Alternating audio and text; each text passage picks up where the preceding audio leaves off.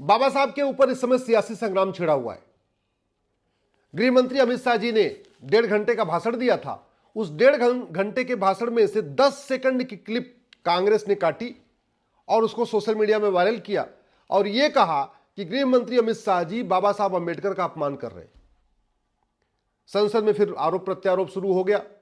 उसके बाद तख्ती प्लेट लेके आ गए। खड़गे जी ने तो पूरे देश में आग लगाने की धमकी दे दिया। सब कुछ हो गया, लेकिन सवाल यह है कि कांग्रेस ने यह काम किया क्यों?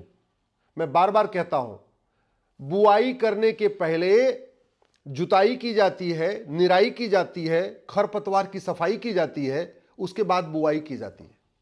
हमने निराई, गुड़ाई, जुताई, खरपतवार की सफाई नहीं किया, इसीलिए यह हो रहा है कि भारत के गृह मंत्री का वीडियो, एक 10 सेकंड का वीडियो काट के उसको अलग कंटेस्ट में दिखाया जा रहा है और देश में नफरत की आग फैलाई जा रही है।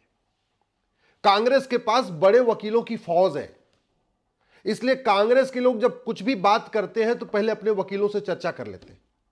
और कांग्रेस के वकील कांग्रेस के नेताओं को बता चुके हैं कि भारत में झूठ बोलना अपराध नहीं है, झूठा वादा करना अपराध नहीं है, झूठ लिखना अपराध नहीं है, झूठी शिकायत करना अपराध नहीं है, झूठी गवाही देना अपराध नहीं है, झूठा एफिडेविट फाइल करना अपराध नहीं है, कुछ भी अपराध नहीं है। और उसी का फायदा उठा रहे हैं कांग्रेस के नेता कि झूठी बातें भी करते हैं, झूठा वादा भी करते हैं, झूठा प्रचार भी करते हैं, झूठे आरोप भी लगाते हैं और खटाखट जैसी स्कीम भी, झूठी स्कीम भी लेके आ जाते हैं। क्यों लाते हैं? क्योंकि हमने झूठ को गंभीर अपराध घोषित नहीं किया। हमने पुराने आईपीसी को बदला, नया भारतीय न्याय संहिता बनाया, लेकिन इसमें झूठ के लिए हमने एक भी चैप्टर नहीं रखा, झूठ को गंभीर अपराध घोषित नहीं किया। जबकि दुनिया के कई देशों में झूठ बोलने पे 10 से 20 साल की सजा होती है। और यह पहली बार नहीं हुआ है। अभी इलेक्शन के पहले प्रधानमंत्री मोदी जी का इन्होंने फर्जी वीडियो वायरल किया, गृह मंत्री अमित शाह जी का फर्जी वीडियो वायरल किया था, उत्तर प्रदेश के मुख्यमंत्री माननीय योगी जी का फर्जी वीडियो वायरल किया था, नड्डा जी का फर्जी वीडियो वायरल किया था, भागवत जी का फर्जी वीडियो वायरल किया था, बीजेपी के कई अलग अलग नेताओं का फर्जी वीडियो वायरल किया था। क्यों?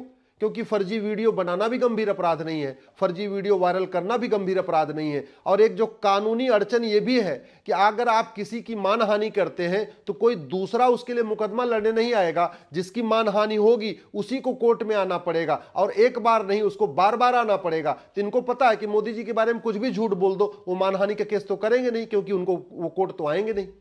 गृह मंत्री के बारे में कुछ भी झूठ बोल दो, गृह मंत्री जी मानहानि का केस करेंगे नहीं, वो खुद कोर्ट में लड़ने तो आएंगे नहीं, क्योंकि जो मानहानि करता है वो उसको खुद ही कोर्ट में आना पड़ता, कोई उसके लिए कोई और मानहानि नहीं कर सकता।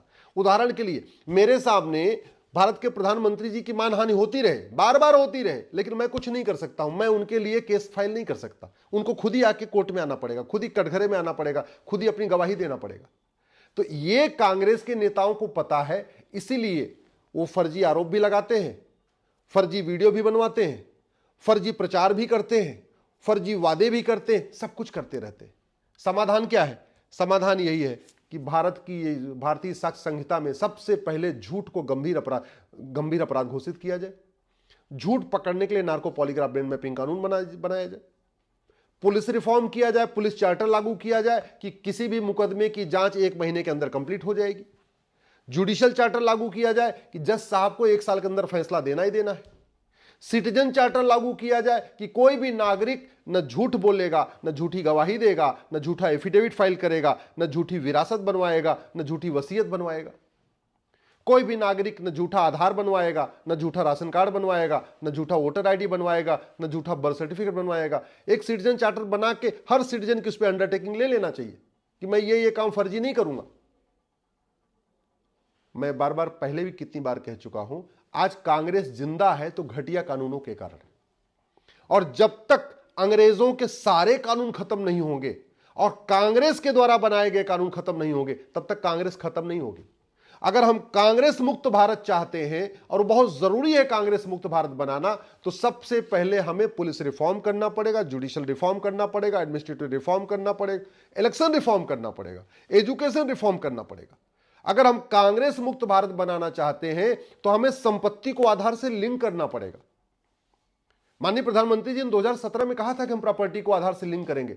2024 आ गया, मुझे नहीं समझ में आ रहा है कि वो कैसे काम रुक गया। अगर वो कानून बन गया होता तब तक कांग्रेस खत्म हो चुकी होती, और कांग्रेस नहीं, कांग्रेस के सारे सहयोगी दल भी खत्म हो गए होते। प्रॉपर्टी को आधार से लिंक करते ही समझ में आ जाएगा कि मुलायम परिवार के पास कितनी प्रॉपर्टी है। प्रॉपर्टी को आधार से लिंक करते ही समझ में आ जाएगा कि गांधी परिवार के पास कितनी प्रॉपर्टी है, सोरेन परिवार के पास कितनी प्रॉपर्टी है, स्टालिन फैमिली के पास कितनी प्रॉपर्टी है, अब्दुल्ला फैमिली के पास कितनी प्रॉपर्टी है, महबूबा फैमिली के पास कितनी प्रॉपर्टी है। जैसे ही हम प्रॉपर्टी को आधार से लिंक कर देंगे, फिर पता चलेगा ये जो चप्पल पहन के घूम रहे हैं, खादी का कुर्ता पर धोती पहन पैजामा पहन के घूम रहे हैं, वास्तव में 10-10 हजार करोड़ के मालिक है। और जब आपकी बेनामी प्रॉपर्टी पकड़ में आ गई, उसके बाद एक कानून बन जाए कि काला धन बेनामी संपत्ति 100% जब्त होगी, और जिसके पास आय से अधिक संपत्ति होगी उसको आजीवन कारावास फांसी देंगे। मैं गारंटी के साथ कहता हूं, जिस दिन यह कानून बन गया कि भ्रष्टाचारियों को आजीवन कारावास फांसी होगी, गांधी परिवार खुद ही भारत छोड़ के भाग जाएगा। भगाना नहीं पड़ेगा, खुद ही भाग जाएगा, और भाग जाएगा तो कांग्रेस खत्म हो जाएगी। जिस दिन हमने काला धन बेनामी संपत्ति आय से अधिक संपत्ति 100% जब्त करने और भ्रष्टाचारियों को फांसी देने का कानून बनाया, सोरेन फैमिली भाग जाएगी, जेएमएम खत्म हो जाएगी। जैसे ही अगर हमने भ्रष्टाचारियों को फांसी देने का कानून बनाया, महबूबा और अब्दुल्ला फैमिली भाग जाएगी। जैसे ही हमने भ्रष्टाचारियों को फांसी देने का कानून बनाया, हरियाणा से हुड्डा फैमिली भाग जाएगी। जैसे भ्रष्टाचारियों को हम फांसी देने का कानून बनाएंगे, मुलायम फैमिली भारत छोड़ के भाग जाएगी। जैसे भ्रष्टाचारियों को फांसी देने का कानून बनाएंगे, आपकी लालू फैमिली भारत छोड़ के भाग जाएगी, स्टालिन फैमिली भारत छोड़ के भाग जाएगी, बंगाल से भी कई परिवार भाग जाएंगे। केवल हमें कानून बनाने की जरूरत है। लेकिन अगर इस डर से कि नहीं कठोर कानून आएगा तो हमारे चाहने वाले भी कुछ जेल जाएंगे, तो बड़ी स्वाभाविक सी बात है, धर्म युद्ध में यह नहीं देखा जाता कि सामने से कितने मरेंगे और हमारे कितने मरेंगे। जब धर्म युद्ध लड़ते हैं तो स्वाभाविक सी बात है, जीतने के लिए लड़ते हैं, और उसमें साम दाम दंड भेद कृष्ण नीति अपनाते।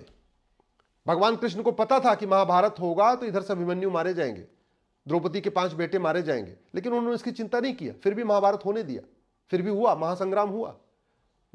भाई बड़ी सीधी सी बात है, महाभारत में भीष्म पितामह भी मारे गए थे, द्रोणाचार्य भी मारे गए थे, कुलगुरु कृपाचार्य भी मारे गए थे, कर्ण भी मारा गया, अश्वत्थामा भी मारा गया, दुर्योधन मारा गया, अलग बात है। लेकिन जहां धर्मयुद्ध करना है तो ये नहीं हम कर सकते कि नहीं हम केवल इस डर से कानून न बनाए कि अगर हम कानून बना देंगे तो हमारे पक्ष वाले भी जेल में चले जाएंगे। अरे जेल में जाएंगे तो जाएंगे, लेकिन चोर मतलब चोरों को बचाने के चक्कर में जो डकैत बाहर घूम रहे हैं, कम से कम डकैत तो बंद हो जाएंगे। और एक बार वन टाइम की बात है, एक बार चले गए तो चले गए, लेकिन अराजकता तो खत्म हो जाएगी। इस घटिया कानून के कारण भारत की डेमोग्राफी बदल रही है। घटिया कानून के कारण भारत में लफ्ज़-ए-जिहाद चल रहा है। घटिया कानून के कारण भारत में ड्रग्स जिहाद चल रहा है। घटिया कानून के कारण भारत में घुसपैठ जिहाद चल रहा है। घटिया कानून के कारण भारत में धर्मांतरण जिहाद चल रहा है। घटिया कानून के कारण भारत में जनसंख्या जिहाद चल रहा है। घटिया कानून के कारण भारत के 9 राज्यों की डेमोग्राफी बदल चुकी है। घटिया कानून के कारण भारत के 800 जिलों में से 200 जिलों की डेमोग्राफी बदल गई है। घटिया कानून के कारण भारत में 6000 तहसीलों में से 1500 तहसीलों की डेमोग्राफी बदल चुकी है। घटिया कानून के कारण भारत के बॉर्डर पे जो 300 तहसीलें उनकी 100% डेमोग्राफी बदल चुकी है। तो केवल हम अपने कुछ चोरों को बचाने के चक्कर में अगर हम कानून नहीं बनाएंगे तो 20-25 साल के बाद तो वो स्थिति आ जाएगी जो अफगानिस्तान में आई, जो पाकिस्तान में आई, जो बांग्लादेश में आई, जो कश्मीर में आई। तो फिर फायदा क्या होगा? इसलिए मेरा माननीय प्रधानमंत्री से निवेदन है, आप कठोर कानून बनाइए भ्रष्टाचार के खिलाफ। भ्रष्टाचार तभी खत्म होगा जब भारत में जस्टिस विद इन ईयर लागू होगा, जस्टिस फॉर ऑल लागू होगा। सारे केसेस की सुनवाई फैसला 1 साल में आएगा।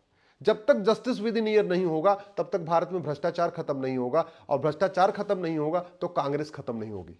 और जस्टिस विद इन ईयर तभी आएगा जब नार्को पॉलीग्राफ ब्रेन मैपिंग कानून बनेगा, हर जिले में झूठ पकड़ने के लिए एक लैब बनेगी, और फटाफट इनको ये जो गवाहों के बयान वाला सिस्टम खत्म होगा, तारीख पे तारीख वाला सिस्टम खत्म होगा, तब जस्टिस विद इन ईयर होगा, तब भ्रष्टाचार खत्म होगा। और भ्रष्टाचार खत्म होगा तो कांग्रेस और उसके सहयोगी दल भारत छोड़ के भाग जाएंगे, इसकी मैं गारंटी लेता हूं।